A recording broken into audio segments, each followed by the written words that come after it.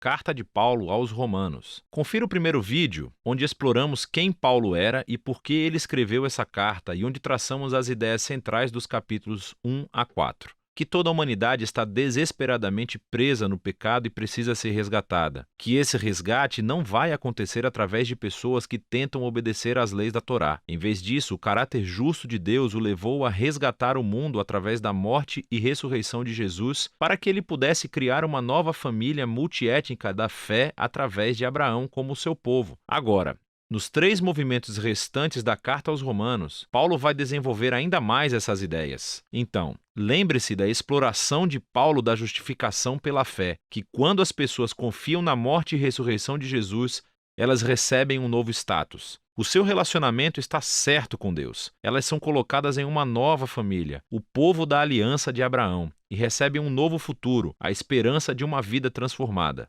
Agora, Paulo quer mostrar como essa realidade deveria reformular cada parte da nossa existência. Porque estar nessa família significa fazer parte de uma nova humanidade que Deus está criando através de Jesus e do Espírito. Então, Paulo volta ao primeiro personagem humano da história bíblica, Adão. O seu nome significa humanidade, e Adão, como toda a humanidade depois dele, escolheu o pecado e o egoísmo. E assim, todos nós enfrentamos o julgamento de Deus porque nos tornamos escravos da influência do pecado, resultando em morte. Mas então, Paulo compara Adão a Jesus, e ele é o novo Adão, um humano que viveu em obediência fiel a Deus, demonstrado através do seu sacrifício de amor. E agora Jesus oferece a sua vida como um presente para os outros, para que possam ser justificados diante de Deus. E assim, Jesus permanece como cabeça de uma nova humanidade que está sendo transformada por este dom, o que nos leva ao capítulo 6. Paulo lembra a esses cristãos em Roma que escolher seguir a Jesus significa deixar a antiga humanidade de Adão que eles têm e entrar na nova humanidade de Jesus. E o batismo deles era um símbolo sagrado dessa transição. Sua velha humanidade morreu com Jesus e sua nova humanidade ressuscitou com ele dentre os mortos. Então, quando uma pessoa confia em Jesus, a sua vida se une à vida dele. O que é verdade nele agora é verdade neles. É quando as pessoas aceitam sua identidade como seres humanos semelhantes a Jesus que elas estão liberadas para se tornarem seres humanos de todo o coração, que podem verdadeiramente amar a Deus e ao próximo. Agora, se criar esta nova humanidade sempre foi o propósito de Deus, Paulo pergunta no capítulo 7, qual foi o objetivo de Deus ao dar a lei ou a Torá a Israel? Quando Paulo usa essa palavra, a lei, ele às vezes quer dizer o enredo e a mensagem dos 5 primeiros livros da Bíblia, mas outras vezes ele está se referindo mais especificamente às centenas de mandamentos dados através de Moisés e que são encontrados na Torá. Aqui, o foco de Paulo é no segundo significado. Qual foi o propósito de todos esses mandamentos? Paulo diz que os mandamentos da Torá eram bons. Eles mostravam a vontade de Deus para como Israel deveria viver. Mas se você ler o enredo da Torá, Israel quebrou todos esses mandamentos. Quanto mais leis Israel recebia, mais eles repetiam o pecado de Adão e se rebelavam. Assim, mesmo quando Deus deu ao seu povo regras morais específicas para obedecer, isso não resolveu o problema do coração humano pecaminoso. E, paradoxalmente, essas regras tornaram Israel ainda mais culpado. Mas, segundo Paulo, o objetivo é esse paradoxo. O objetivo de Deus era deixar claro que foi o mal que roubou o coração humano, que a Torá, por mais boa que seja, não poderia fazer nada sobre isso. Mas Paulo diz, no capítulo 8, que a solução chegou em Jesus e no Espírito, e eis como. Os mandamentos da Torá agiam como uma lupa. Ela focalizava o problema da condição humana em um só lugar,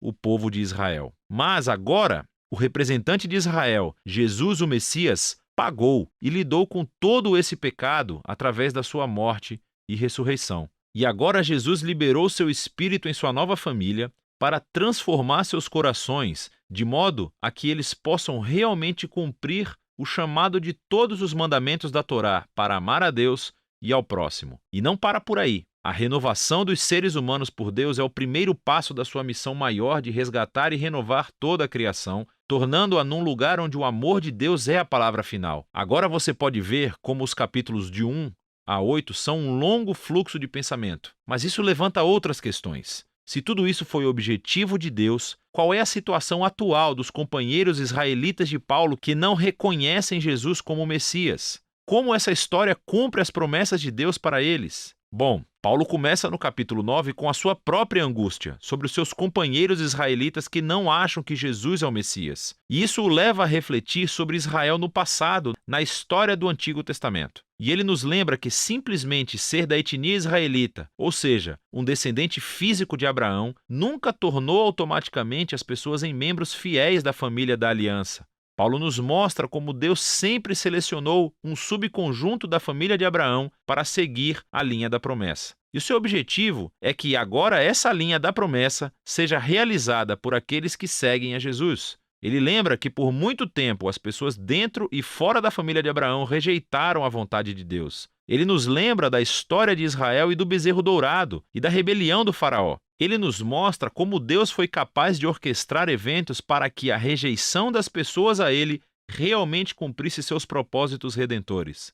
E assim, no capítulo 10, Paulo volta o seu foco para Israel no presente. A razão pela qual muitos israelitas rejeitam a Jesus é porque eles estão baseando a sua relação de aliança com Deus no desempenho dos mandamentos da Torá. E muito tristemente, eles não reconhecem o que Deus fez através de Jesus para criar uma nova família da aliança baseada na fé. E assim Paulo pergunta no capítulo 11, qual é o futuro de Israel? Deus abandonou seu povo? Não, diz ele. Há toneladas de judeus, incluindo ele próprio, que reconhecem Jesus como seu Messias. Mas há muitos que não o reconhecem. Mas Deus tem sido capaz de usar a sua rejeição para os seus próprios propósitos. Isso fez com que o evangelho se espalhasse cada vez mais rápido no mundo gentil, tornando a família de Abraão ainda maior e mais multiétnica.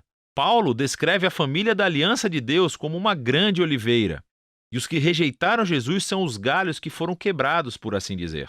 E esses gentios são como galhos selvagens que foram transplantados na árvore genealógica. No entanto, diz Paulo, um dia Jesus será reconhecido pelo seu próprio povo, e ele não oferece detalhes como isso irá acontecer. Paulo simplesmente confia no caráter de Deus e promete que ele não desistirá do seu povo da aliança. O que completa a transição para a seção final do livro, capítulos 12 a 16. Mas lembre-se do esboço geral da história. Por causa da sua fé em Jesus, judeus e gentios estão agora juntos na família de Abraão, essa nova humanidade que está sendo transformada pelo Espírito de Deus. E assim é como Deus está cumprindo as suas promessas antigas. Portanto, a única resposta razoável é que esses judeus e cristãos não judeus sejam unificados como a igreja. Nos capítulos 12 e 13, ele mostra que essa união virá do compromisso de amar e perdoar um ao outro. E esse amor será refletido através do povo da aliança, usando seus diversos dons e talentos para servir uns aos outros na igreja, assim como a existência da humildade e do perdão.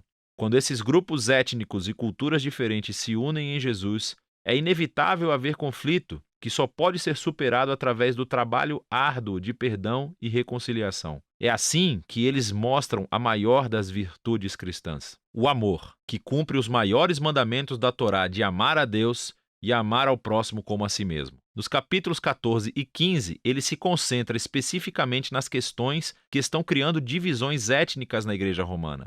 Estas são disputas sobre as leis alimentares judaicas e o sábado. E Paulo diz que essas práticas não definem quem está dentro ou fora da família de Jesus. E se as pessoas diferem sobre essas questões culturalmente importantes, mas não essenciais, elas precisam aprender a respeitar as diferenças umas das outras. E é assim que o amor vai curar e unificar a família de Jesus. Paulo encerra a carta elogiando primeiramente Febe, que é uma das principais líderes da igreja de Cencreia. Ela teve a honra de carregar e talvez até mesmo de ler essa carta em voz alta pela primeira vez às igrejas romanas. Paulo então conclui cumprimentando todas as pessoas que ele não vê há muito tempo. E esse é o fim. Uau! Agora você pode ver melhor como todas as peças dessa carta se encaixam e mostram a profunda obra-prima que ela realmente é. É disso que trata a carta aos Romanos.